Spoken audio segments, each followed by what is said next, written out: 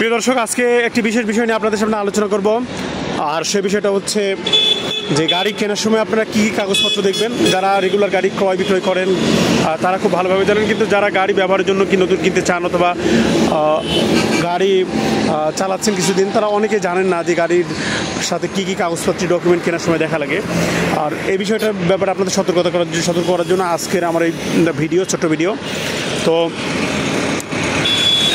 আমি তো গাড়ি বিভিন্ন জায়গায় আপনাদের জন্য সন্ধান করি। আজকে গাড়ি একটা সন্ধান করতে গিয়েছিলাম, একটা প্রাইভেট কার, বেশ পুরাতন, 13 সালের মডেল।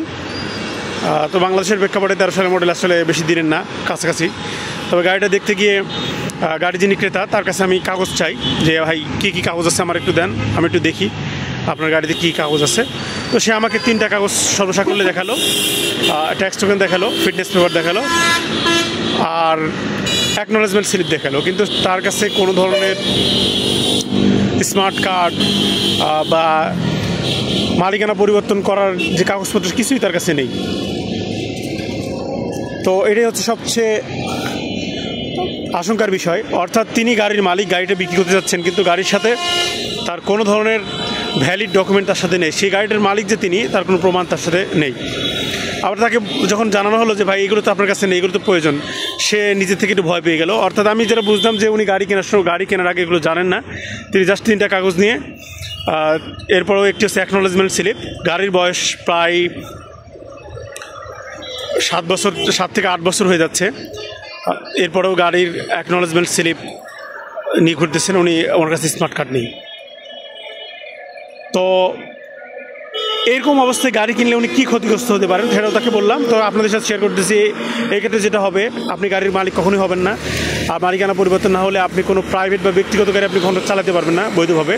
আপনি আইনি জটিলতাতে পড়বেন। আপনাকে সার্জেন্ট ভাইরা ধরলে তখন আপনি বলবেন গাড়ি আপনার, কিন্তু আপনার কাছে কোনো ডকুমেন্ট নাই।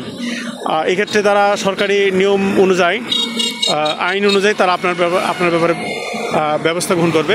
সেক্ষেত্রে হয়তো তাদের প্রতি আপনি একটু রাগান্বিত হবেন যে না, আমার গাড়ির কাগজ আছে, এরপর আমি কেন আপনি আমাকে মামলা দিচ্ছেন, এই ধরনের কথা বলবেন। আসলে কোনো লাভ হবে না, কারণ আসলে তারা আপনার কাগজপত্র দিকে আপনাকে বুঝবে। আপনাকে তো তারা চেনে না, আর চিনলেও তার জন্য সরকারি আইন অনুযায়ী একটা বৈধ নয়। বিধায় আপনি ব্যাপক জটিলতাতে পড়ে যাবেন এই গাড়ির মালিকানা নিয়ে। প্লাস এই গাড়ি নিয়ে যদি কোনো ধরনের এই গাড়িটা বা কোনো ধরনের মামলা থাকে পূর্বে, তার জন্য আপনি দায়ী থাকবেন। আবার গাড়িটা যদি কেউ চুরি করে আপনার কাছে বিক্রি করে, সেক্ষেত্রেও আপনি কিন্তু সেই চোর বা চোর চক্রের অংশ হিসাবে পরিগণিত হবেন। বিধায় গাড়ি কেনার সময় কোনো ধরনের কাগজের ব্যাপারে স্যাটিসফাই যদি আপনি না হন, তাহলে সে গাড়ি কিনবেন না। গাড়ির কাগজপত্র যে ডকুমেন্টগুলো, সেগুলো আপনাকে 10টা থাকলে 10টা কাগজপাতি আপনার হাতে থাকতে হবে এবং বৈধভাবে থাকতে হবে, আপনার নামে থাকতে হবে। যদি আপনার নামে গাড়ির কাগজপাতি না থাকে বা আপনার কন্ট্রোলে না থাকে, তাহলে কিন্তু আপনি গাড়ির কখনো বৈধ মালিক না। গাড়ি দিয়ে যে কোনো সমস্যা হলে আপনি কিন্তু বিপদে পড়ে যাবেন। গাড়িটা আপনার হাতছাড়া হবে, আর্থিকভাবে ক্ষতিগ্রস্ত হবেন, সামাজিকভাবে ক্ষতিগ্রস্ত হবেন। সমাজে আপনার গ্রহণযোগ্যতা কমে যাবে, আপনি অযথা হয়রানির শিকার হবেন, এগুলো হবে। সব দিক থেকে আপনার ক্ষতিগ্রস্ত হবে। অতএব গাড়ি কেনার ক্ষেত্রে একটি কথা আছে যে টাকায় ঠকা যায়, কিন্তু পণ্যে ঠকা যায় না। একটা কথা প্রচলিত আছে যে টাকায় ঠকেন, কিন্তু আপনি যে পণ্য কিনতেছেন পণ্যতে ঠকেন না। তো আপনি গাড়ি কেনার ক্ষেত্রে যদি ডকুমেন্টে ভুল করেন, ডকুমেন্ট যদি আপনি ঠিকঠাক না নিজের নামে কনভার্ট করে নেন, মালিকানা পরিবর্তনের পর্যাপ্ত কাগজপত্র না থাকে, আপনার মালিকানার দলিলপত্র না থাকে, তাহলে কিন্তু আপনি যত কম দামেই হোক, আপনি কিন্তু পণ্যে ঠকে যাবেন। আপনি টাকায় না ঠকলেও পণ্যে ঠকে যাবেন। আপনি দেখা গেল যে 10 লাখ টাকার গাড়ি আপনার কাছে 5 লাখ টাকায় বা 6 লাখ টাকা, কোনো ক্ষেত্রে 3 লাখ টাকাও দিয়ে দিল, কিন্তু আপনি পণ্যে ঠকে যাবেন বা কোনো চক্রের হাতে আপনি আটকা পড়ে যেতে পারেন। তাই অনুরোধ থাকবে, যারা ট্রাক, পিক আপ বা যে কোনো ধরনের গাড়ি কিনতে যাচ্ছেন, ব্যক্তিগত গাড়ি অথবা ব্যবসা করার জন্য গাড়ি কিনতে যাচ্ছেন, ড্রাইভার ভাইরা যারা আছেন, অনেক ক্ষেত্রে ড্রাইভার ভাইয়েরও এগুলো ক্লিয়ার নলেজ থাকে না এগুলোর ব্যাপারে।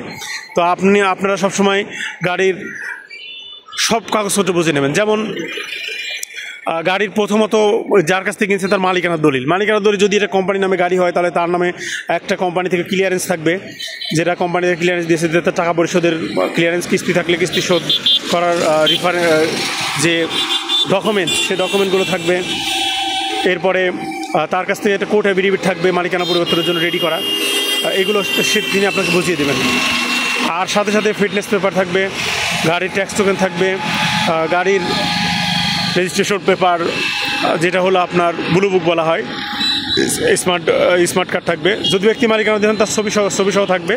আর যদি ব্যক্তি মালিকানাধীন না হয়ে থাকে গাড়ির, তাহলে তার ছবি সহ থাকবে না, তার কোর্ট অ্যাফিডেভিট সহ তার ন্যাশনাল আইডি কার্ডের কপি তার সাথে অ্যাডজাস্ট করা থাকবে।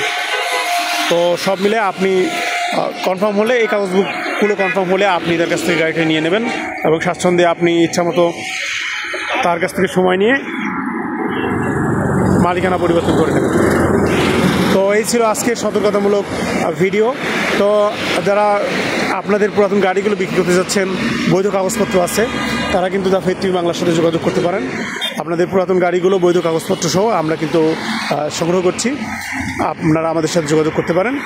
ভিডিও ডিসক্রিপশন বক্সে দেওয়া ইউটিউব চ্যানেলের নাম্বারে আপনার ফোন দিয়ে কিন্তু গাড়িগুলো আমাদের কাছে সেল করতে পারেন।